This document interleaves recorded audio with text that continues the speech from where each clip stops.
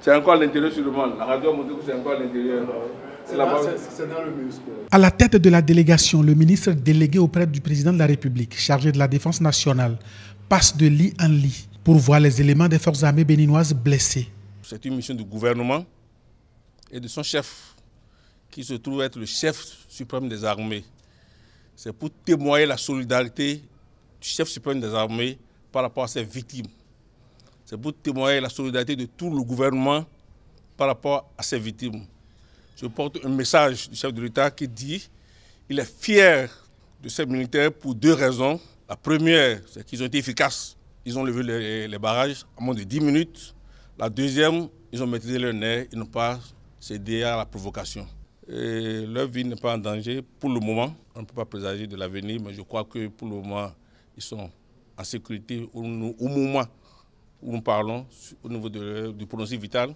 Quelques dommages sont à craindre au niveau du pronostic fonctionnel. C'est l'évolution qui nous donnera les résultats. À l'issue de la visite aux blessés, le ministre en charge de la Défense nationale a donné des instructions. Dans de telles circonstances, il n'est pas souhaitable que les malades soient obligés en urgence de sortir de leur poche, de l'argent pour acheter des médicaments qui ne sont pas disponibles au niveau de l'hôpital. Pour ces médicaments qui ne sont pas disponibles au niveau de l'hôpital, nous avons laissé un dépôt de 1 million, si ça finit, on va compléter, pour ces médicaments d'urgence achetés en officine de ville. Et à chaque blessé grave que nous avons vu, ils sont au nombre de 5. Nous avons laissé également une enveloppe de 200 000 chacun pour les commodités de confort personnel entre eux et leurs gardes malades. Il revient ici sur les faits à l'origine de la situation. Vous savez que nous sommes dans un état de droit, de démocratie, mais il se fait que des gens ont oublié dans quel état nous sommes et ont voulu faire semer de troubles dans le pays. Pour ce faire, ils ont incité des populations à mettre des barrages aux environs de Kilibo d'abord, puis après à Tchao. Ils ont bloqué la circulation, paralysant le trafic. Vous n'êtes pas sans savoir que le Bénin est un pays de transit qui bloque le trafic, gêne un peu l'économie. Devant ça, les forces de sécurité et de défense ont le devoir de lever les barrages et de faire rétablir la circulation. La police a été immédiatement débordée et a demandé le renfort des militaires. Dès qu'ils se sont présentés sur le terrain, je crois que la situation est maîtrisée. En 10 minutes, les barrages ont été levés et la circulation a été rétablie.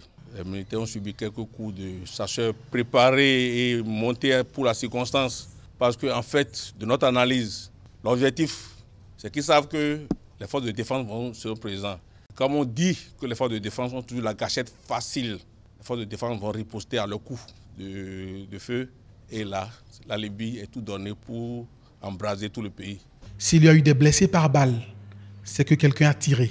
C'est les chasseurs qui ont tiré exclusivement. Ils ont tiré sur les militaires pensant qu'ils pouvaient les provoquer. C'est pourquoi je donne un satisfecit à toute l'armée ou à ce détachement. Ils ont pu maîtriser leur nerf et ne pas céder à la provocation. Ils ont tiré des coups en l'air, c'était vrai pour faire peur, mais aucune balle militaire, aucune balle 7,62, comme on le dit là, n'a été tirée vers une cible civile. Les morts n'ont pas reçu de balles de l'armée. Et je peux même dire, posant mon analyse, est-ce que ces morts, même si c'est vraiment des morts de la circonstance, n'ont pas été provoqués par les chasseurs pour les mettre sur le compte de l'armée? C'est une interrogation. Toutes les morts civiles, vous regardez bien, vous allez voir qu'ils ont eu des plombs. L'armée n'utilise pas des plombs. Quand vous voyez qu'il y a plusieurs points d'entrée, plusieurs points d'impact, ça voudrait dire que c'est forcément une chevrotine de calibre 12 pour gros gibier ou 9 grains pour très très gros gibier. C'est ça que les chasseurs utilisent. L'armée utilise des armes de pointe qui ne n'envoient qu'une seule balle, ce qui n'est pas le cas de ces blessés-là. Le ministre annonce que le calme est revenu à Kilibo, mais met en garde. Nous sommes en alerte maximale maintenant. Je crois que tous ceux qui vont penser qu'ils vont surprendre les forces de sécurité et de défense auront maille à partir avec l'efficacité. Nous sommes prêts à toutes les éventualités partout sur le territoire béninois. Si le militaire se retrouve en situation de légitime défense, on ne lui a pas demandé d'aller se sacrifier. On lui a demandé une mission. J'espère qu'on n'ira pas jusque là. Mais si le militaire se trouve en situation de légitime défense, les dommages collatéraux, on ne peut pas toujours les maîtriser. Ce n'est pas une incitation au tir, loin de là. Ils sont des professionnels, je crois qu'on n'en arrivera pas là. Vivement qu'on n'en arrive pas là pour la paix et la quiétude des populations sur tout le territoire national.